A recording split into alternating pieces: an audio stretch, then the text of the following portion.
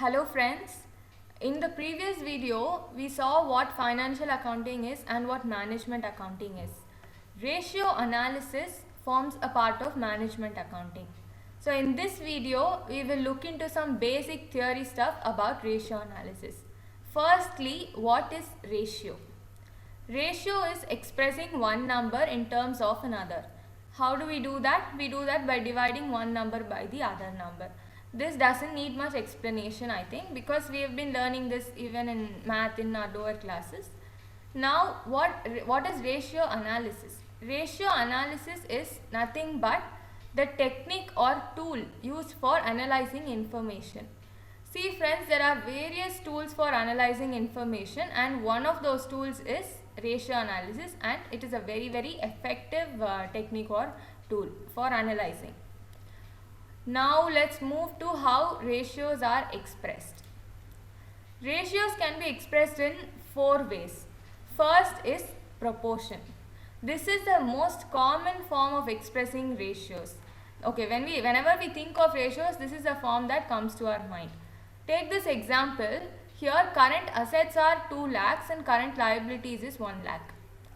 So when we want to express this as ratio, we say that current assets to current liabilities is nothing but 2:1. This proportion can also be termed as pure ratios or simple ratios. The second mode of expressing ratios is in number of times or rate. This is nothing but we express a number as it is this many times of another number. In this example, credit sales is 2 lakhs and debtors is 1 lakh.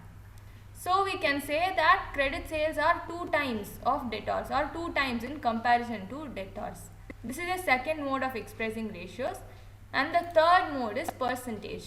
Again, we are very familiar with this method.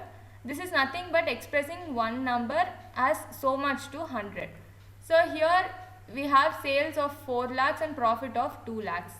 So we can say that profit is nothing but 50% of sales, which means if sales is 100, then profit is 50. This is the third mode of expression, and the last is fraction. Here in this example, capital is rupees 1 lakh and profit is rupees 25,000. So we can say that profit is 1/4 of capital.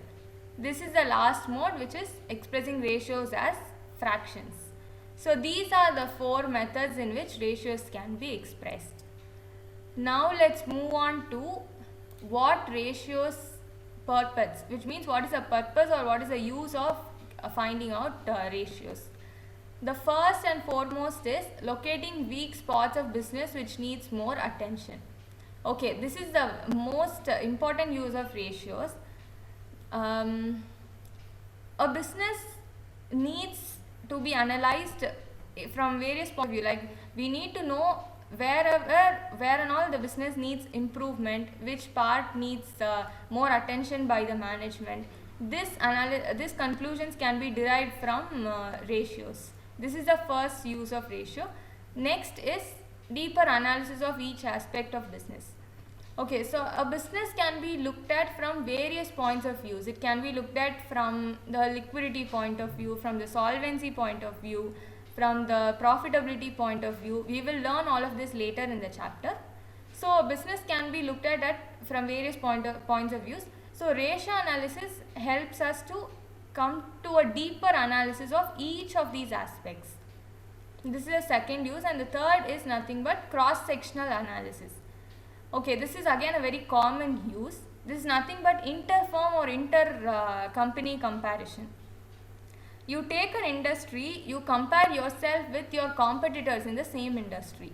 This can be done through ratio analysis. You cannot blindly compare your balance sheet with your competitor's balance sheet. You have to form ratios from your balance sheet, form ratios from their balance sheet, and you have to compare the ratios, because blindly comparing the balance sheets or the P&L will lead to misleading conclusions.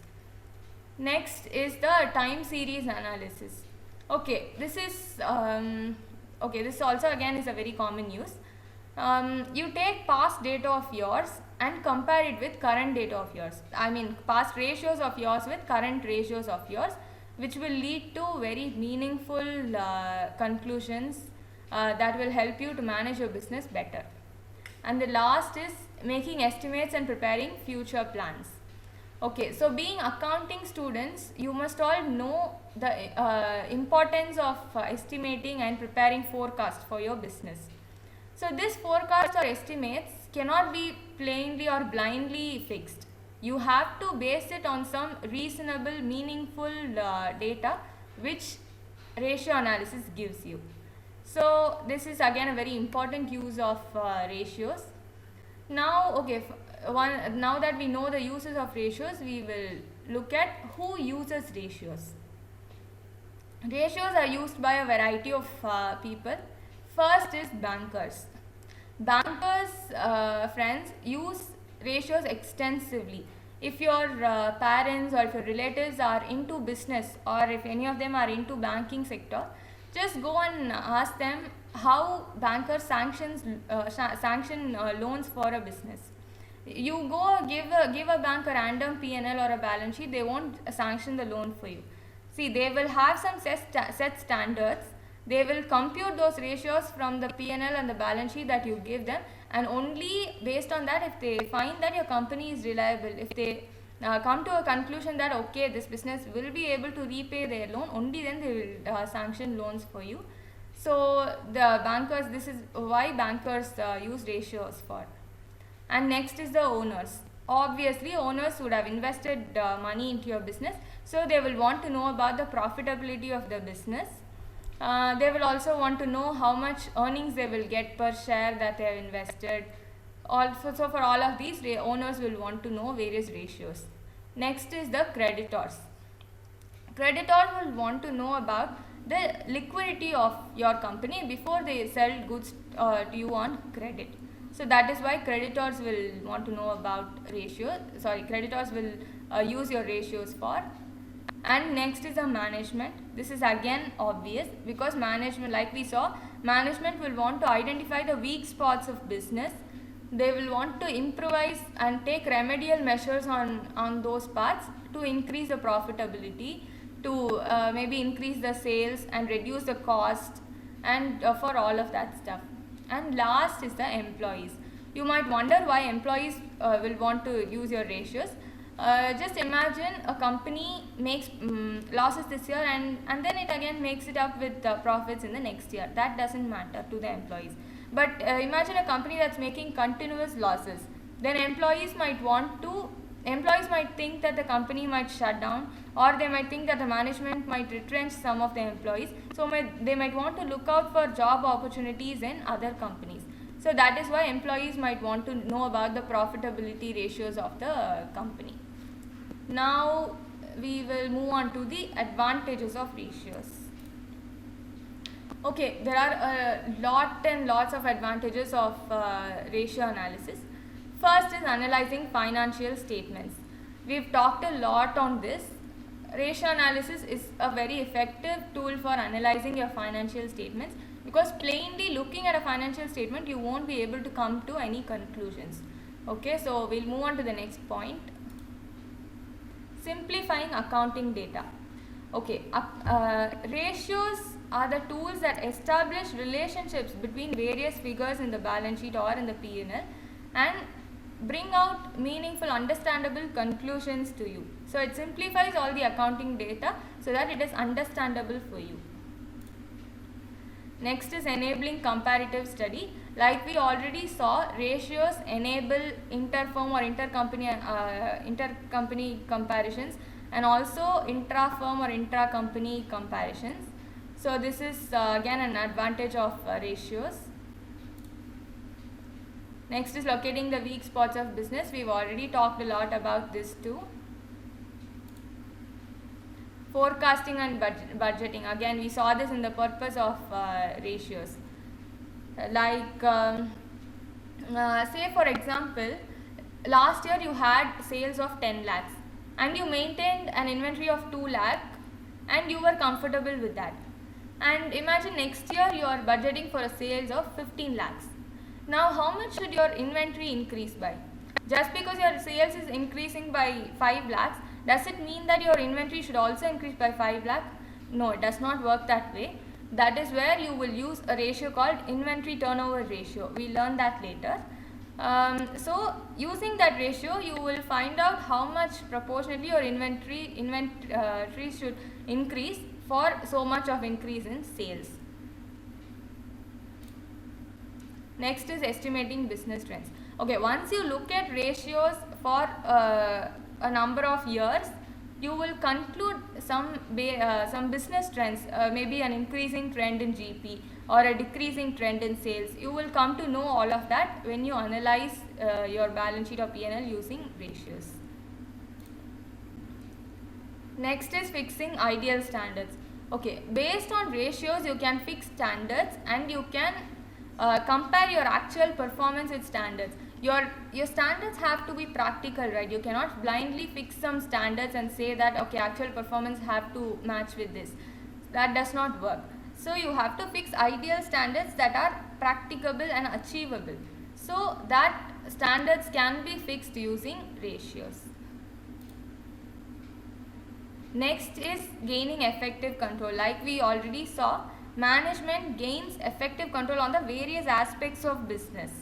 Like liquidity or solvency or profitability. So management comes to gain effective control over all of those stuff so that they can take remedial actions accordingly. Next is assessing financial soundness. This is again a repetitive point. So let's move on to limitations of ratios. Okay, now you have to know that limitations are not the same as disadvantages. There are no disadvantages to using ratio analysis. It is you just need to know that ratios cannot reveal everything, or you need to know that there can be certain limitations when you are using ratios. So these are not the same as disadvantages. Now we look at limitations one point and another. First is misrepresenting ratios due to errors in accounting data. Okay, so this is not a limitation that is specific to ratio analysis but to any tool of analysis that you use. When your accounting data is improper or when your accounting data has errors in it, the analysis process gets disturbed, the conclusions gets misled. So this is applicable to all analyzing tools, and it's applicable to ratios also. Incomparable ratios due to difference in accounting policies. Okay friends, imagine a company uses straight line method of depreciation for depreciating its assets, and another company uses WDV method, that is the written down value method, for depreciating its assets. Now both the companies, imagine we are comparing the ratios of both the companies. Imagine we are computing some ratios based on fixed assets of both the companies. We cannot blindly compare them, right? Because one company is using one method of depreciation and the other is using another method. So this will be like comparing apples to oranges. That is not possible, right? Next is less effective due to price level changes. Yes, this is an important point. So imagine this year you sold 10 machines for 10 lakhs, and next year you again sold the same 10 machines, but just the general price level has increased and the sales value is 15 lakhs then. So if you blindly look at ratios, you will come to the conclusion that sales have increased by 50%. But if you look into the inner details, you will realize that that is not the case. Sales have not increased in quantity. They have just increased in value, and that value change is because of price level. So blindly looking at ratios will not reveal all of these details to you. The next limitation is misleading in the absence of absolute data. Okay, absolute data means complete data. If your data is incomplete, then your ratios might get misled, and so will be your decisions. Interdependence of one ratio on another. Okay, say for example you want to analyze the liquidity of a company. You take the current ratio. You are computing the current ratio and you find that it is 2:1. Now you will learn later that the ideal current ratio for any company is 2:1. Now just by looking at the current ratio, you cannot conclude that okay, even if a company's current ratio is 2:1, you cannot conclude that okay, it's perfect in its liquidity. It's not that correct. Now there is another ratio called quick ratio, which again analyzes the liquidity of a company. The ideal for a ratio for quick ratio is 1:1. Now for analyzing the liquidity of a company or a firm, you will have to look at both the ratios together. Only then you will come to a conclusion. Just because a company's current ratio is 2:1 does not mean that it's perfect in its liquidity condition. So there are interdependence among ratios. There are ratios that have to be analyzed together and not individually. Window dressing is possible. Okay, this is an interesting point. When a company wants to mislead the users of the financial statements, it can change the figures of the financials. It can change the balance sheet values or the P&L values, just to make sure that they match with the ideal ratios. But if you look into the inner details, if you do some detailed analysis, you will come to know that there are some problems in the financial statements. A famous example for this case is Satyam scam. Being commerce students, we all will know that. So the problem there was window dressing. The company misled its users. They manipulated the financial statements, and the auditor was also a part to it. So such kind of things are possible, and these window dressing and all will not be revealed by ratio analysis. Okay, you will have to go into detailed analysis of the financial statements to come to know about all these window dressing issues. Next is lack of proper standards. Okay, for every ratio that we are going to study, there are no fixed ideal standards. So you cannot come to a conclusion if you find out that okay, for certain ratios there are standards, but not for every ratio. So lack of proper standards is a small limitation to ratio analysis. Next is disregarding qualitative factors. Okay, so calculating the ratio, the liquidity position of a company, you might sell goods to them on credit, but you might not know the manager of that firm in person, and you may come to a conclusion that this manager is very inefficient. So that might lead to the liquidity position being damaged, but all of this inefficient manager will not come into the ratio analysis picture itself. So all such qualitative factors are disregarded or ignored by ratio analysis. Some other factors also take part in decision making. Yes, like we saw, ratio analysis is just one tool for analyzing information. There are a lot more tools for analyzing information. So all of that together should come into the decision making process, not just ratio analysis. And the last limitation is effect of personal ability and bias of the analyst. Okay, say for example, one analyst while calculating profitability ratio, he takes the profit before interest and tax, and another analyst might take profit after interest and tax, and a third person, a user, might consider that this profit is profit after interest and before tax. All of this chaos can happen because of the personal ability and bias of the analyst. This is again a limitation that is common to all tools of analysis, not just ratio analysis. Okay, so now we are done with the theory stuff. I don't think you will get much questions on this in your exams. We will get questions only from the problems, but this is just for you to get a stronger grip in the chapter. So these are the limitations that we saw. So just know all these limitations, advantages, purpose, and modes of expression you will need for sums. All the other things, just know them for a better understanding of the chapter.